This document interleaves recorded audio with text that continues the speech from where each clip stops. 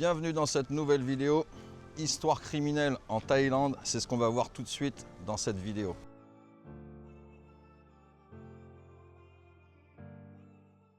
Alors, sombre histoire criminelle en Thaïlande, sordide histoire je dirais même. C'est l'histoire d'une jeune fille de 17 ans qui voulait changer de vie à la base, qui voulait essayer d'avoir une vie un petit peu meilleure avec des conditions de vie et on va dire entre guillemets un pouvoir d'achat un petit peu plus supérieur. Cette jeune fille a fait une très mauvaise rencontre le soir du mercredi 24 juin, donc il y a uniquement quelques jours.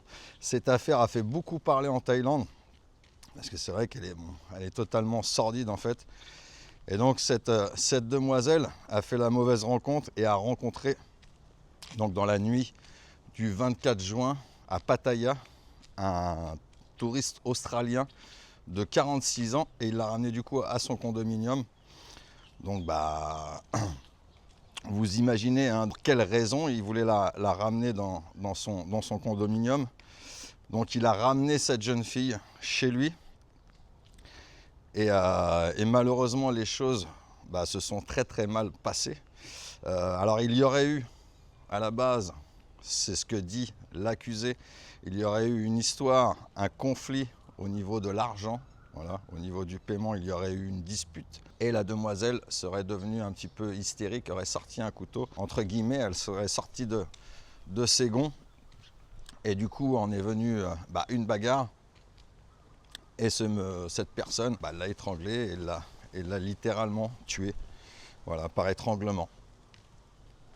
Par la suite, il aurait gardé le corps dans sa chambre pendant 24 heures dans la salle de bain, dans la baignoire plus précisément. Alors j'imagine que c'était peut-être pour réfléchir à comment il allait faire, qu'est-ce qu'il allait peut-être faire avec ce corps, ou peut-être, on ne sait pas, qu'est-ce qu'il a pu faire avec le corps de cette pauvre jeune fille. 24 heures après, il est redescendu tout seul de son condominium avec une valise qui avait l'air de peser assez lourd.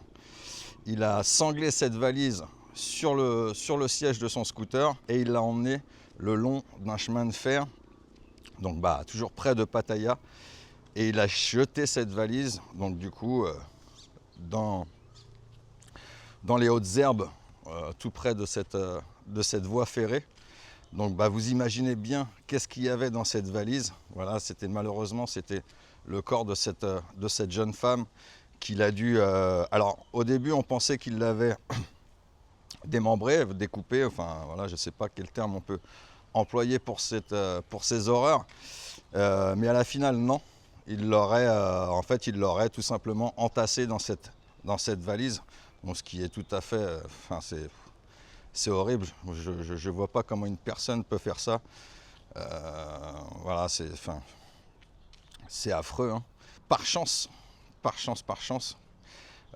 les proches de cette jeune fille ont été très réactifs. Voilà, quand ils n'ont pas eu de nouvelles d'elle, puisque forcément elle ne répondait plus au téléphone, ils ont commencé à s'inquiéter et du coup ils ont été vers les services de police pour signaler sa disparition, pour signaler que le fait qu'elle ne répond plus. Donc les policiers thaïlandais, heureusement, ont été très efficaces et très réactifs.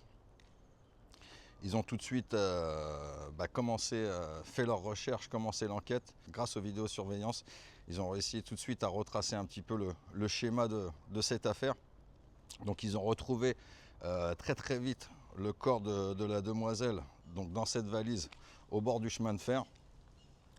Et de là, ils ont pu forcément mettre un avis de recherche sur ce touriste australien de 46 ans. Donc fort heureusement, ils l'ont arrêté à l'aéroport, donc il s'apprêtait à quitter le pays. Donc ils l'ont arrêté entre guillemets de justesse, puisque forcément le gars n'est pas si bête que ça. Donc voilà, il essayait forcément de prendre la fuite, ce qui n'a pas réussi fort heureusement. Donc la police du coup élargit l'enquête et le suspecterait maintenant de 2 autres meurtres. Alors bien sûr c'est à prendre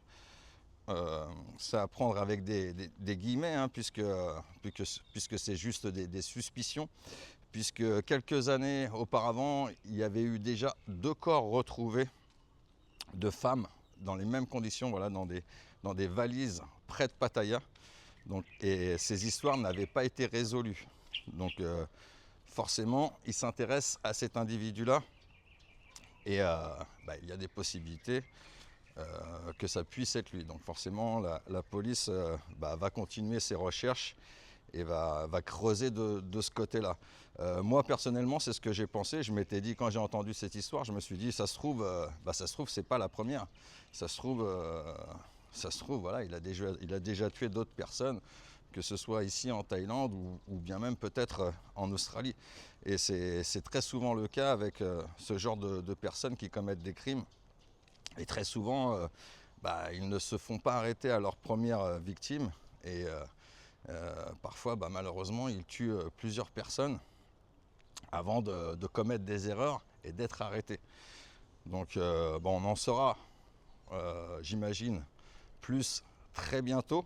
En ce qui le concerne, les sanctions vont être très très lourdes contre lui. La famille demande la prison à vie, mais il encourt au minimum entre 15 et 30 ans de prison. À savoir que les prisons en Thaïlande, c'est pas du tout les mêmes qu'en France, ou alors bien même qu'en Australie.